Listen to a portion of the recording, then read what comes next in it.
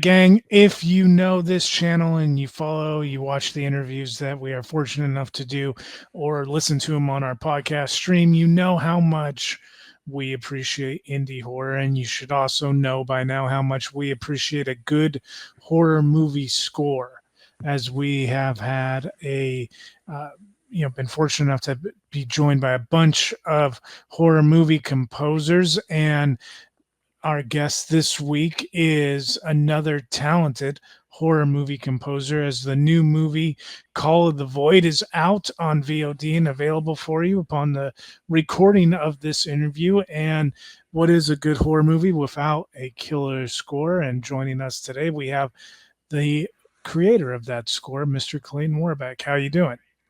Good, good. Thanks for having me on. Um, First of all, thank you for doing the interview and congratulations Oh, thanks. Yep, on yep. the film. What talk about like how this project, came to you, how you became the composer of Call of the Void. Sure. Yeah, I've worked with the director James on a previous project, and which was a sci-fi thriller about 8 years ago. I think it came out. It was called Hacked.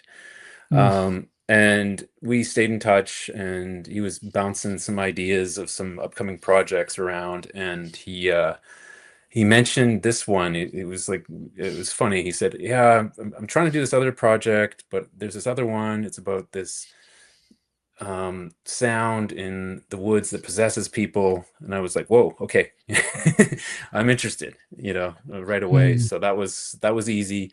Um, so yeah, it's sort of, and I was brought in pretty early on because I also did a music supervisor role on Hacked, that the other previous movie, and so he appreciated that, and he wanted to do quite a few songs in the film where the actors were performing them. So there was going to be music, in like diegetic music in the film, and he wanted help setting that up before he went into production. So I came in on that point and did a lot of that initially, and Mm. then knowing that the score was coming, and so it was both of those things at once. But the score came much later in the process because it went through a lot of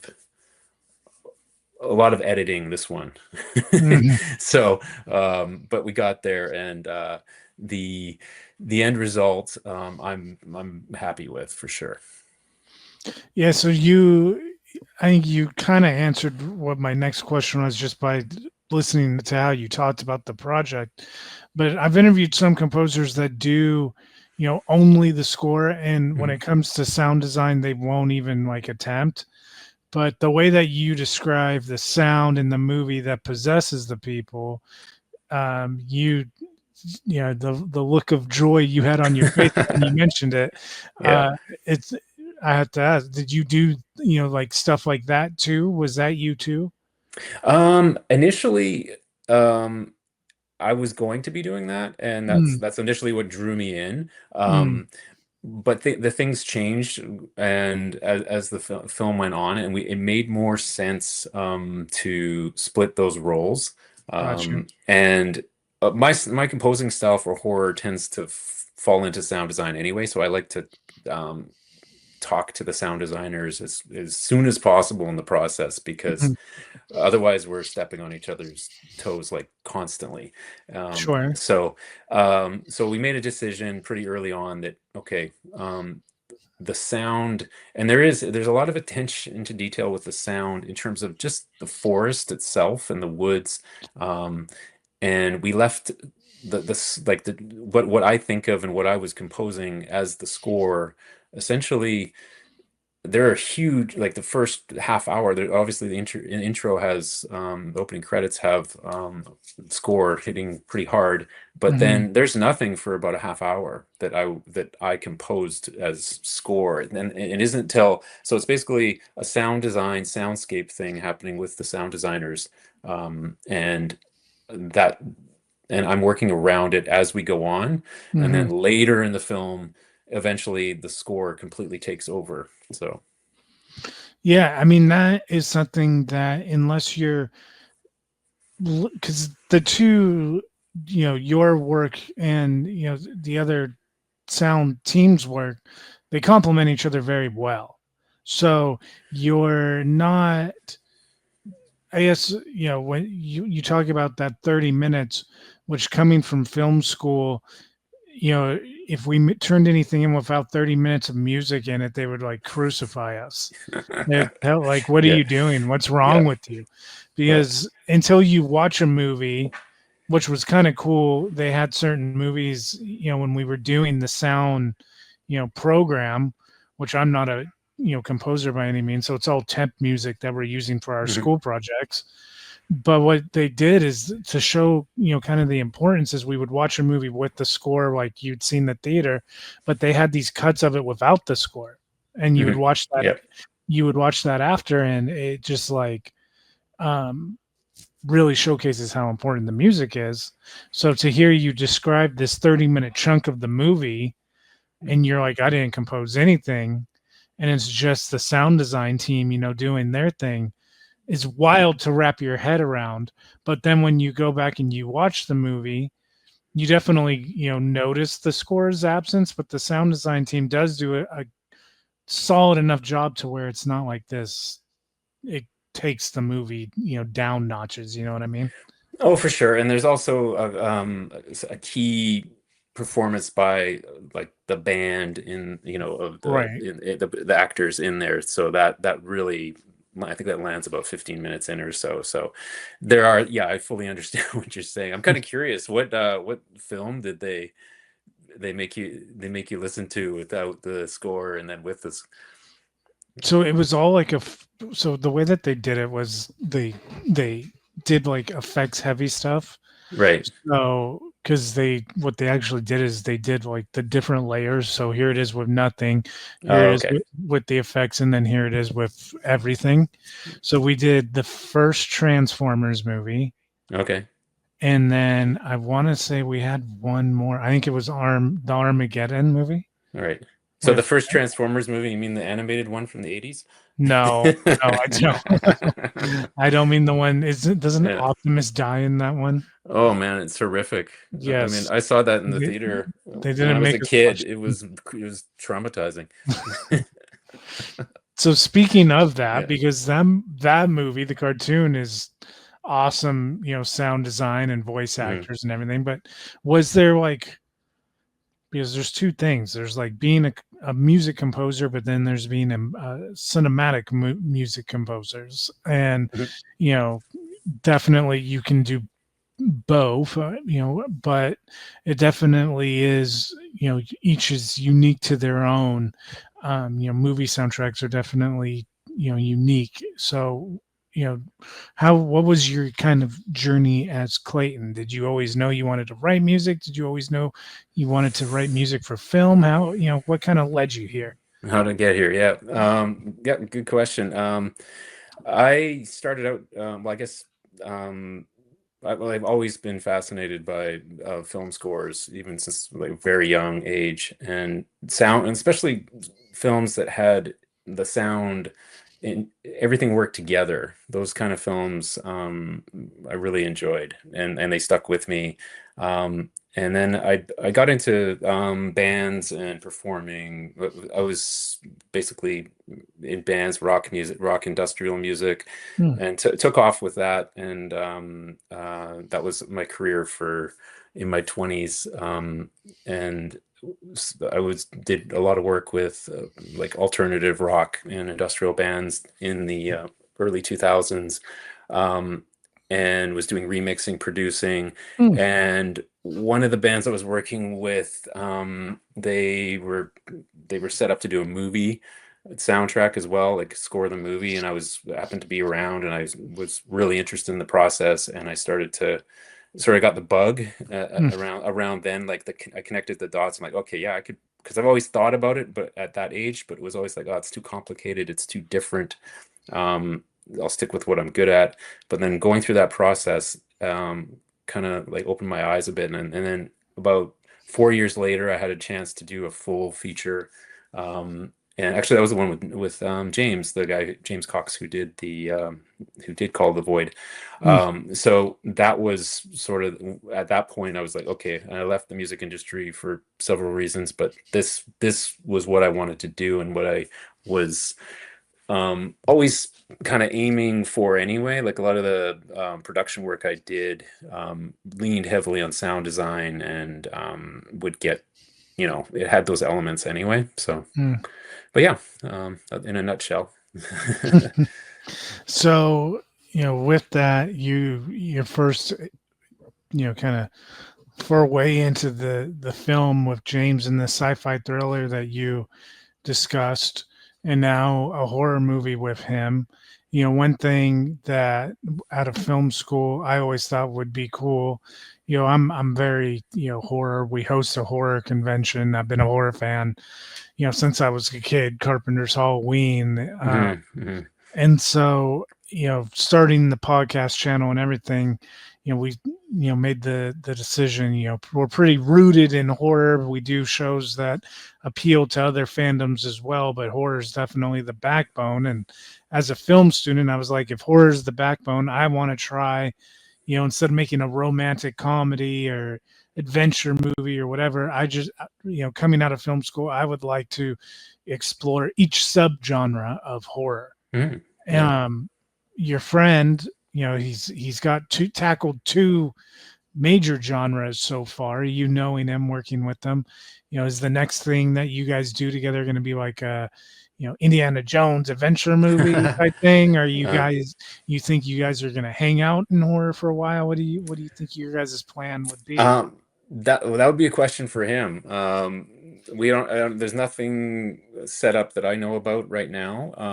But I would imagine it would be in the thriller, you know, genre, whether it's gonna or dramatic genre. Like I can't imagine it would leap to anything too like yeah, no romantic comedy, I don't think. I mean, I would give it a go. I have yet to do a romantic comedy. I've done lots of different stuff outside of horror, but I would guess it would probably be something along thriller, definitely different. It wouldn't be, just for having worked with James, I know he likes to do different things with his projects and not repeat.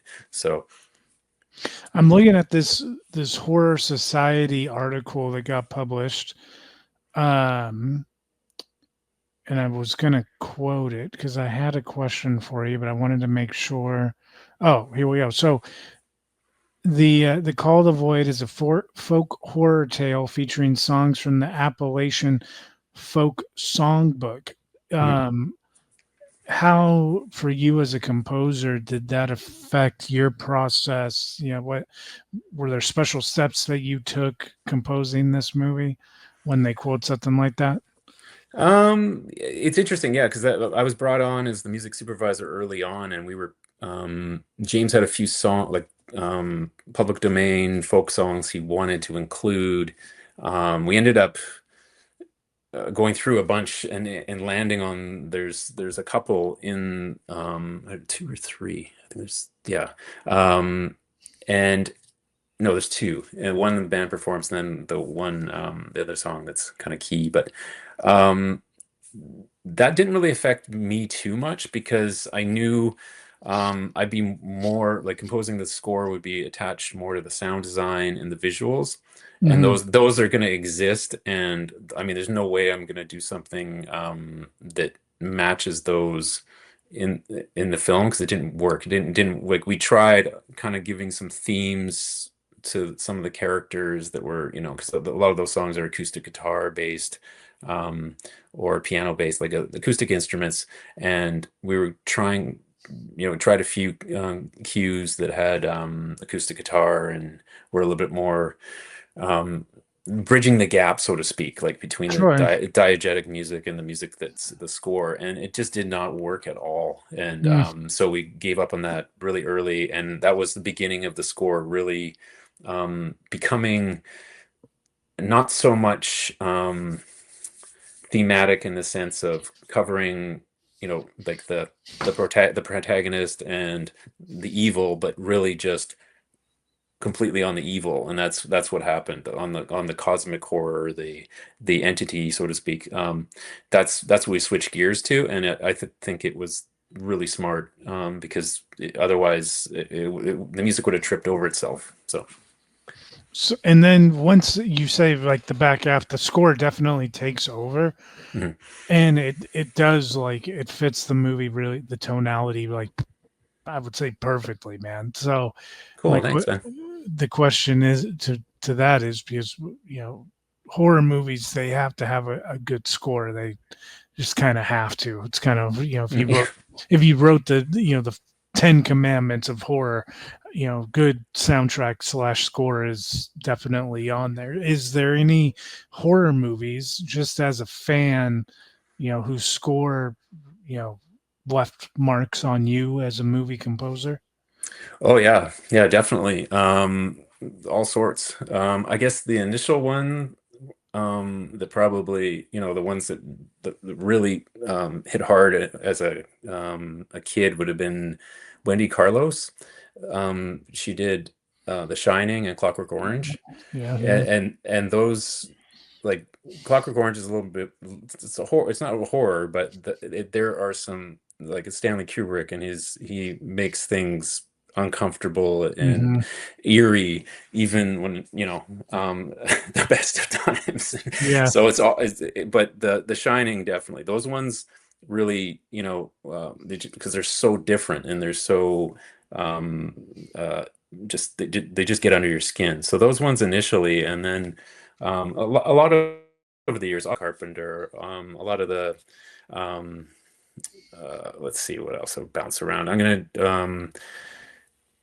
uh, I really like the score for, there's a movie that came out in the, I think, the late 90s, early 2000s, called Ravenous. Hmm. And it was a cannibal movie. It had, um, Michael Nyman and Damon Albarn did the score for it, and it's just this, like, awkward. It's almost like a folk. It's set in, like, it would have been Civil War times, and I don't know if you've seen that movie, but Hmm. that score stuck with me. And then, for sure, just because how, um, It's how called that, Ravenous. Ravenous, yeah. Huh. And it's definitely, it holds up. It's a good movie. Um, and moving, go ahead another 10 or 12 years, It Follows. Mm. That score just hits you over the head. Yeah. It's just intense. Like, it has, you can hear the influences, but, what the composer did is all his own, and it's like kind of like the next level, I thought, in Sure. terms of that type of score. It And yeah, definitely leaves you with like the constant state of being pursued, yeah, like that yeah, yeah, uneasy feeling like something is yeah, coming to get you. Yeah. yeah. So those are a few. I mean, there's a, I'm sure I've skimmed over a whole bunch that but those would be the ones that pop to my mind right now. Yeah, man. They're all ones that you mentioned that I've seen, The Shining, everlasting impact, everything Carpenter does, like Hmm.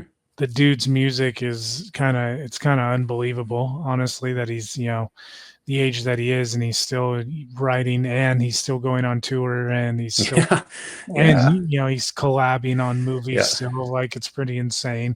It is. Uh, Yeah, he's admirable, for sure. Yeah.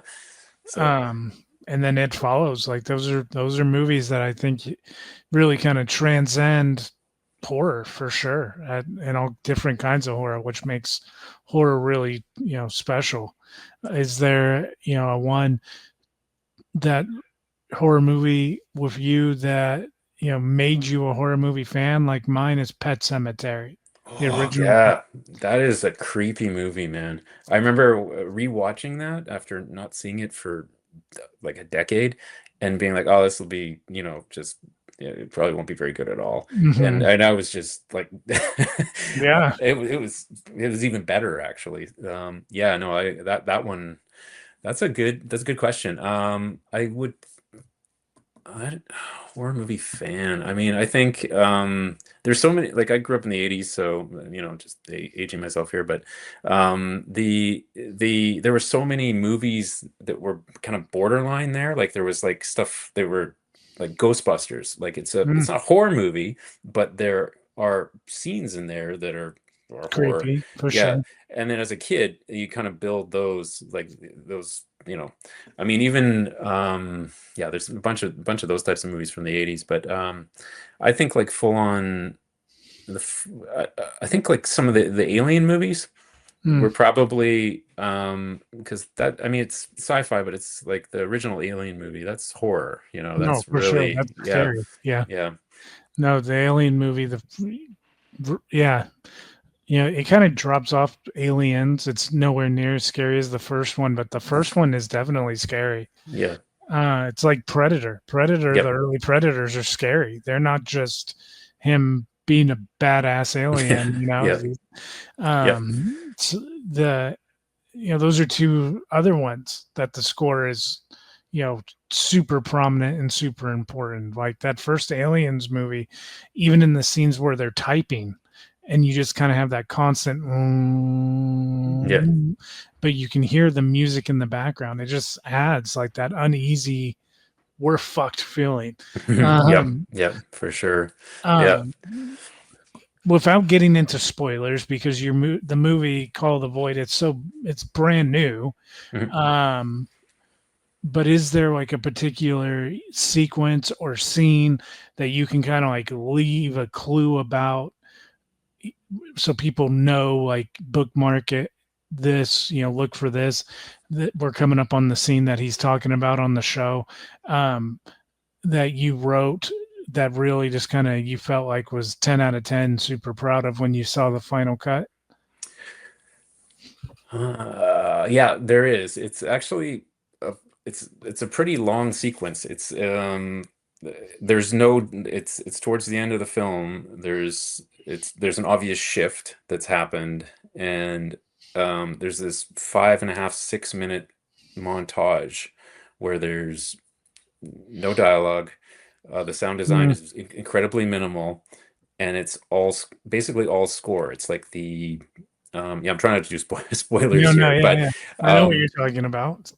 this sequence originally was supposed to be just just sound design, and then we found with the way the film turned out, it just did not work that way. So, and then we were close to having to be complete, and we figured out, okay, well now I got to write 6 minutes of music here that I wasn't planning on, which doesn't sound like much, but it is, and in a short time, and especially with the way that music needed to be.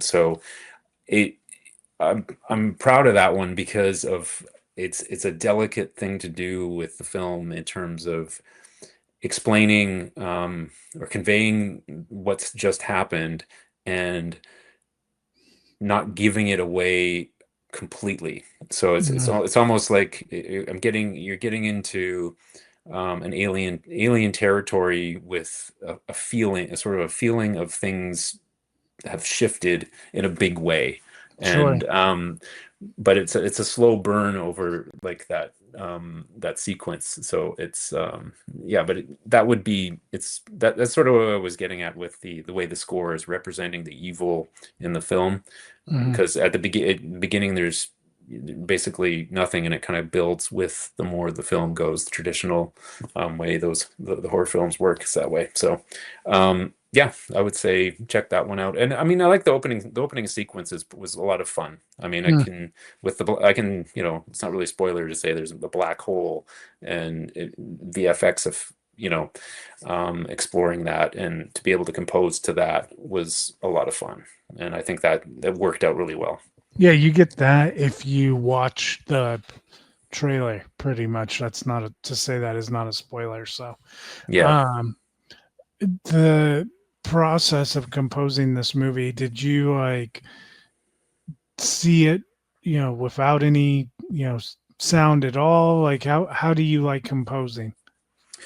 That's a good question. This one, um, because I was brought on so early, I saw, I was even trying stuff out with the script, which doesn't Mm, happen very often. Usually it's like at the end, the picture's locked or really close to locked, and there's a ton of temp music that you have to replace. And um, so this one had no temp music, and we are just going off of lots of conversations about mood and um, what James was listening to when he wrote the script, and then versus there's a Lovecraft element obviously to this one, and mm, I'm a huge Lovecraft fan, so that was a joy to be able to tap into some of that um, and explore that. So, but yeah, with this one, that's how that was. Generally, I like to work.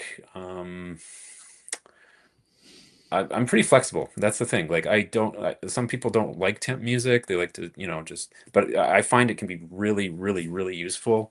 There are those occasions where you run into temp music that's been placed perfectly, and it's an absolutely amazing piece from a well-known movie, and you're stuck with that situation where you have to best it or do something that doesn't sound exactly like it. And mhm. sometimes that can get tricky. But in general, temp music's really useful for, saving time and getting, so you're not putting the emphasis somewhere where it shouldn't be, or um, going astray to what the vision of the directors or producers are. So, Right on, man. And how long did it take you to write the soundtrack or the score? uh, this was an on again, off again project. So, um, we had a lot, I had lot of time, and it was also done um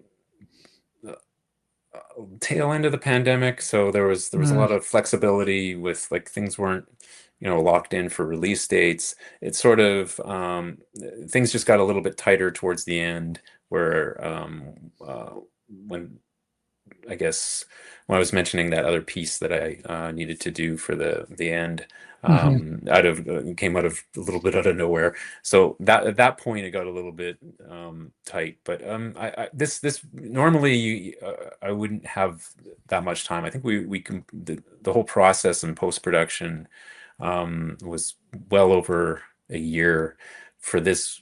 I mean, but it wasn't a year consistently. It's like a Right, right. year, I'm doing stuff for a bit, then shots are being changed, and then maybe I'll go back in like several weeks or even a month and go back. So it was definitely a slower completion, I guess. Excuse me. No, sure. I think, I mean, there's definitely, with indie horror, I mean, we've made, a film right now that is doing things in the festival circuit, and it's like 45 minutes long. And it was definitely, it took us probably 7 months just because we all have jobs and we Mhm. all, so Yeah. I understand that what it is to, an on again, off again, project. It's cool that you guys got it completed then because, a day job, I work with high school kids, and we tell them all the time, if you want to go to trade school, go to trade school. If you want to go to college, go to college. If you want to get a job, get a job. But whatever you decide that you think you want to do, like, try to do it as soon as possible, because the longer you tell yourself, "Oh, I deserve a break," then you're more likely not going to, like, try to pursue those goals. And that's like with something like a movie. If you take time off, it's real easy for shit to happen in Mhm. adults' lives, and they're not able to return, and that creates issues. So the fact that you guys were able to kind of like step back, handle some other stuff, and then jump back into it and get it done, that's cool, man. Yeah, I mean, I think it is, and it's also having worked with him before too, that helps. I mean, um, a lot of the projects, um, yeah, I've been on projects that have fizzled out. I've been on projects that have moved way faster, or just I've had to cram in my role right at the end in post production, and Mm, so It is. You appreciate this. I fully realize that the way this one worked in terms of my role was a luxury in a sense to be able to go back because usually you don't get that chance to listen to what you did for, months or months ago and then come or weeks ago, come back and then make changes. So it's a definitely unique experience usually for this type of job because usually you're getting it done and then if everybody's happy and you're happy at that moment, that's it, and then it's gone, it's out, it's released. You don't really have a chance to go back and go, oh, that spot there, I should have put something there, or that kind of thing, right? There's no chance for that. So with this one there was. So I wanted to ask, in doing research about you, and make sure everybody go check out Call the Void. But in just kind of like looking up what you got going on personally, I saw in your upcoming projects there's a movie called My Last Halloween. yeah, that one's that's one of those ones that's been there for a while. So Okay. I'm still technically attached to it, but yeah, right now that one's been there for a while. I can't really comment too much more on that. Okay. As far as I've got several projects that I can't really talk about because they're still in pre-production stage, and I'm not Sure. technically yeah, Attached to that. attached, or the ones that I am going to be attached to they haven't dialed in other things. So I got you. um but yeah, I tend to like a few. I've got like James I've worked with before, and there's a couple other director producer teams that I've worked with before that they have projects come up, and I tend to go back to that. And um but yeah, as far if you're asking about what do I have coming up next, that kind of Mhm. thing, that's basically where I'm at. I mean, the outside of this call the void, I had there were a couple of short films I did towards the end of last year, just because they were both really interesting. And I mean, one of them is actually I will bring up because, and I don't know if he's released it yet, or if it's in festivals, but it's called Residence, and it's about a Japanese um, entity that that has domain over this house, Hmm. and it was that one was amazing to do. It was just so much fun because it's only short, and I hope the proof of concept, will, it can turn into a feature at some point. But yeah, that's something that was a ton of fun to explore, that kind of instrumentation and that kind of world. So Awesome, man. Well, where can everybody kind of keep track of you? See, I don't know if you're a big social media guy or anything, but is there a website or social media stuff that you are kind of updating what you got going on? yeah, for sure. Well, IMDb obviously, but my personal website, my official site, claytonworbeck.com. That's where I have all my stuff. I have samples from previous movies, and um, that's kind of what I do with as far as web presence. I don't spend a lot of time on social media anymore, Hmm. but because I prefer to um, work and even if just life in general. But yeah, I might go back on one of the socials sooner or later. But as of right now, those are the two. There's all my yeah, the credit stuff was up on IMDb, and then my website, claytonwarbeck.com. Right on, man. Well, Clayton, and whether it's another movie with James or something else in the horror genre that may come across your resume here, we hope that you come back on and talk to us about whatever the next dive into the horror genre may be for you, man. Thank you again, and congratulations on this one. Thank you so much. Yeah, it's been a lot of fun, and yeah, guaranteed there'll be more horror in the future. There, yeah. Right Definitely. on. I've already got some ideas brewing, so it'll be good. Definitely right on.